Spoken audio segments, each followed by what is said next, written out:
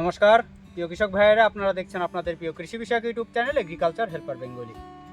প্রিয় কৃষক ভাইয়েরা, দেখুন আমি কিন্তু চলে এসেছি 12 মাসি কাঁঠালের বাগান। এটা তো দেখুন কাঁঠাল কি পরিমাণে ধরে আছে। এই গাছটা দেখুন, গাছের মানে গোড়ায় কি পরিমাণে কাঁঠাল কিন্তু ধরে আছে। আর এই কাঁঠালটা মানে এই জমিটা কিন্তু গৌতমদার জমি। এর আগে কিন্তু এই কাঁঠালের জমির আমি বেশ কিছু ভিডিও আপনাদেরকে দেখিয়েছি এবং কাঁঠালের যে কলম বাঁধা তারও ভিডিও কিন্তু আমি আপনাদের সামনে তুলে ধরেছি। তো আজ আমি চলে আসলাম এবছরে প্রথম এই কাঁঠাল চাষ নিয়ে একটা ছোট্ট ভিডিও করতে আপনাদের সামনে। আর অবশ্যই জানবো গৌতমদার কাছ থেকে যে এই কাঁঠাল চাষে মোটামুটি কিভাবে শুরু করা যেতে পারে, বা এর চাষ পদ্ধতিগুলো কি কি, সার ব্যবস্থাগুলো কি কি, জলসেচ ব্যবস্থাগুলো কি কি আছে, আর কাঁঠাল চাষ করে মোটামুটি বর্তমান সময়ের পরিস্থিতিতে মোটামুটি কীরকম লাভ হতে পারে, একজন কৃষক এই কাঁঠাল চাষ করে তার মোটামুটি কীরকম লাভ হতে পারে, বা অন্যান্য সবজি চাষের থেকে কাঁঠাল চাষ করা কতটা আলাদা, এই বিষয়ে আমরা জানবো গৌতমদার কাছ থেকে। তাহলে চলুন আমরা জেনে নিই গৌতমদার কাছ থেকে এই কাঁঠাল চাষ সম্পর্কে। গৌতমদা, আমরা কিন্তু চলে আসলাম এবছর প্রথম তোমার কাঁঠালের বাগানে। আমি কিন্তু গত বছর বেশ কয়েকটা কাঁঠালের ভিডিও করেছিলাম, তাই না, এই বাগানের। তো এবছর প্রথমেই চলে আসলাম, কারণ এই কাঁঠালের এখন বর্তমান মোটামুটি সিজন শুরু হবে, কারণ সামনেই বর্ষা আসবে। বর্ষার আগেই তো আমরা কাঁঠাল চারাটা বিশেষ করে লাগাই। তো এই কাঁঠাল চাষ নিয়ে আমরা মানে কিছু তোমার কাছ থেকে জানতে চাইবো যে মোটামুটি এই কাঁঠাল চাষ করে একজন কৃষক কীরকম লাভবান হতে পারে, বা এই চাষ পদ্ধতিটা কতটা ইজি, একজন সবজি চাষ যিনি করছেন তার থেকে এই কাঁঠাল চাষ করা কতটা সহজ। কাঁঠাল চাষের ক্ষেত্রে সবজিতে যেমন মানে সবসময় লোকের প্রয়োজন হয়, কাঁঠাল চাষের ক্ষেত্রে যাদের লোকজন কম, উঁচু জমি আছে, তারা এই কাঁঠাল লাগালে পরে মানে বেশ লাভবান। মানে যারা করেছে তারা যথেষ্ট পরিমাণে লাভ করছে, এবং তারা আমার কাছে ফোন করছে আবার নতুন করে চারা নিয়ে গিয়ে বাগান বানাচ্ছে। হ্যাঁ, তো তুমি দেখো এই গাছটা এই মুহূর্তে কতগুলো কাঁঠাল এই মুহূর্তে ধরে আছে থোকা সিস্টেমে, এই একদম মাটিতে ঠেকে আছে। দেখো এই দেখো, এই যেমন এই সাইজের মালটা, এটা কাটা মতো হয়ে গেছে, এটা কাটা মতো হয়ে গেছে, এখান থেকে এক পিস কাটাও হয়েছে, ঠিক আছে। এবার তুমি উপরে দেখাও, এই যে এই সাইজ, এই যে এই কাঁঠালটা প্রায় কাটা মতো হয়ে গেছে। এটা এই ধরো 500-700 ওজন হয়ে যাবে। এখানে দেখাও কি পরিমাণে কাঁঠাল ধরে আছে সব ভিতরে, পুরো একদম একদম এখান থেকে কাঁঠাল কাটাও হয়েছে। তো একটা গাছে কম করে তোমার ধরে নাও একজন চাষি 50 থেকে 60 কিলো কাঁঠাল বিক্রি করতে পারে একটা গাছ থেকে, মানে যদি 2 বছর প্লাস গাছের বয়স হয়।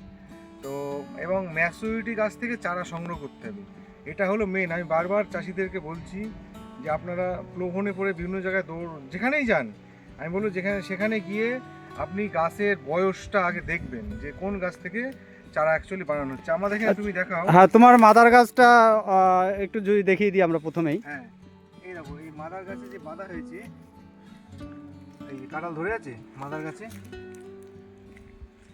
প্রত্যেকটা গাছে কাঁঠাল ধরে। তুমি এদিকে আসো, এদিকে দেখাচ্ছি।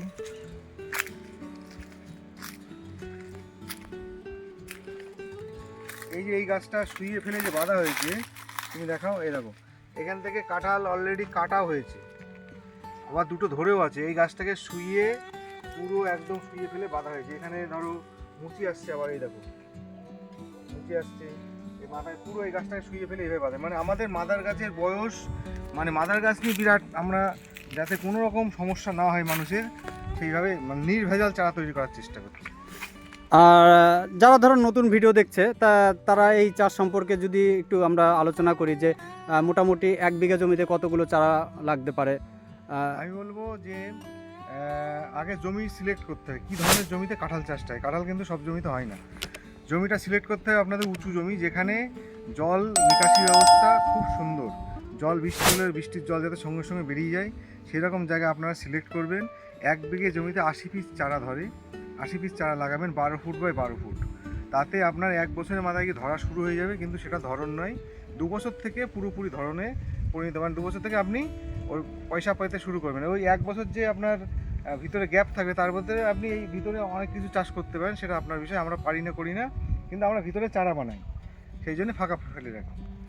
আর মোটামুটি সার ব্যবস্থা কীরকম প্রয়োজন পড়ে?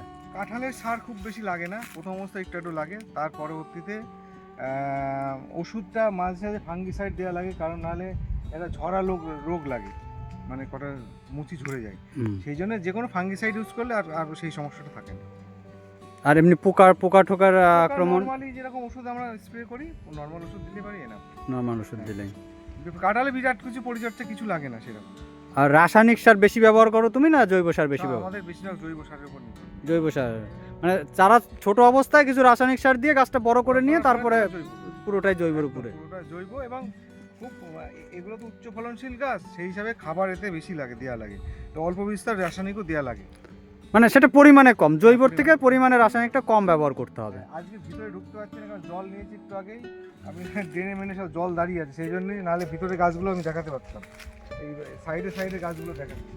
এই যে মাদার গাছগুলো, তারকদা, মাদার গাছগুলো হলো মেন, বুঝতে পারলে? এই যে তুমি এখানে আসো, এই যে সমস্ত আমাদের মাদার গাছগুলো ফল হয়েছে, প্রত্যেকটা মাদার গাছে দেখাও, এই মাদার গাছগুলোর বয়স দেখো কীরকম। এইরকম মাদার গাছ শুয়ে বাদে এরকম লোকের সংখ্যা খুবই কম। বেশিরভাগ সব ছোটো ছোটো গাছ থেকে এরকম সব তোমার খারাপ হয়ে যাচ্ছে। বেশিরভাগ হ্যাঁ, বিরাট বিরাট গাছ, সেগুলো কেটে কেটে সব কলম করা হচ্ছে দেখতে পাচ্ছি। মোটামুটি এই চারাটা কতদিন পর ওই মাদার গাছ মানে গাছ থেকে তোমার কেটে ফেলা হবে? এটা 20 দিন বাঁধা হয়েছে, এখনো 1 মাস লাগবে। 1 মাস লাগবে। 1 মাস পরে গিয়ে এটাকে আলাদা করে আবার সেটা বাছাই করা হবে। কেউ যদি মনে করে যে আমরা সরাসরি এসে মাদার গাছ থেকে মাল দেখে নিয়ে যাব, সে ব্যবস্থাও আছে, এসে এই মুহূর্তে বাঁধা আছে, দেখে নিয়ে যেতে পারেন, কোনো অসুবিধা নেই। আর কেউ যদি তোমার এখানে ধরো আসতে চায় তাহলে কিভাবে সে আসবে? তুমি তোমার অ্যাড্রেসটা যদি বলে দাও। সে আসবে হচ্ছে এখানে, এটা হচ্ছে পুরাতন ইটাবাড়িয়া, হাঁসখালি থানা, নদিয়া জেলা। আর আমার ফোন নাম্বার হচ্ছে 9836136777। যারা শিয়ালদা থেকে আসবেন তারা কৃষ্ণনগর লোকাল ধরে বাতকুলা নেমে বলবেন যে পুরাতন ইটাবাড়ি আসবে, ওখান থেকে অটো পেয়ে যাবে। আর তো মোটামুটি ভালোই লাগলো তোমার এই কাঁঠাল বাগানের। আমি তো বেশ কয়েকবার এসেছি, আমার খুব ভালো লাগে, আমি তো নিজেও চারা নিয়েছি। তো এই বছর আরও কিছু চারা নেব। তো যাই হোক গৌতম দা, তাহলে আজ এই পর্যন্তই, আবার দেখা হবে।